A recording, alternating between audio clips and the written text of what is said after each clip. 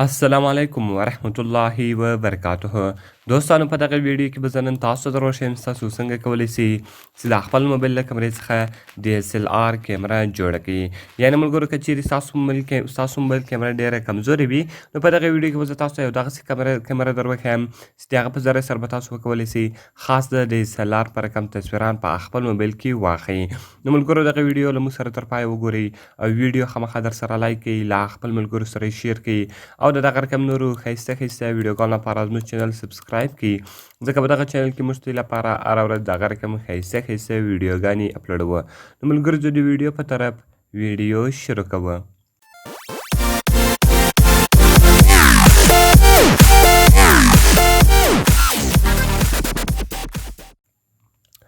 نو ملګرو تر ټولو مخکې تاسو په خپل موبایل کې یو اپلیکیشن را ډاونلوډ کړئ. د دغه اپلیکیشن لینک ما تاسو ته د ویډیو په ډسکرپشن کې درکړی ده. تاسو ډېر په اسانۍ سره کولی سئ چې دغه اپس له هغې څخه ډاونلوډ کړئ.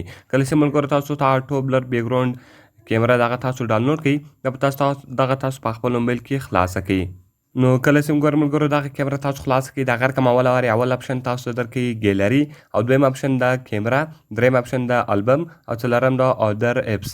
نو ملګرو که چیرې تاسو یو زوړ تصویر راخلئ او غواړئ هغه یې ایډیټه کړئ نو هغه تاسو په ګیلري کې کولی سئ. که چیرې تاسو نوی تصویر اخلئ نو تاسو به دلته په کیمره باندې کلیک وکړئ.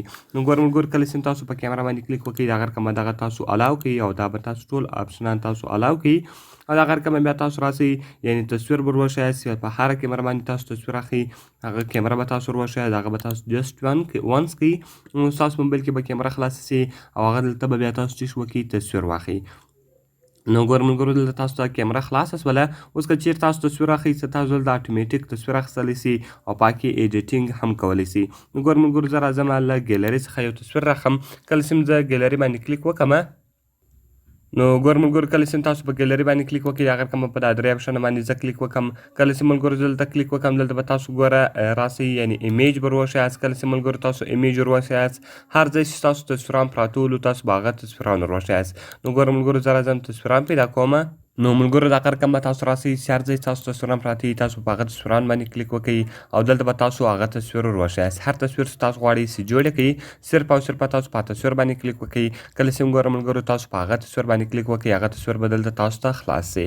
نو ملګرو دلته اوس اول اپشن د بلر یعنې دغه تصویر چې کړي بلرئ یې هره خوا چې تاسو غواړئ یعنې بیکګراونډ زه غواړم چې بلر یې کړم هغه دلته تاسو چې کولی سئ بلرولی سئ. نو ملګرو دا به تاسو د سلو استعمال کړئ. کله چې ملګرو دغه تاسو استعمال کړئ یعنې بیکګراونډ به ټول تاسو دا رقم چې کړئ بلر کړئ. نو ملګرو په دغه اپشن کې تاسو بیکګراونډ بلر کولی سئ. د هغه رقم په کلیر کې بیرته هغه تاسو چې کولی سئ ختمولی سئ. کم یعنې کم اپشنان تاسو په استعمال کړي دي که تاسو غواړئ چې هغه چې ختم یې کړئ نو هغه دا رقم بیرته تاسو چې کولی سئ ختمولی سئ.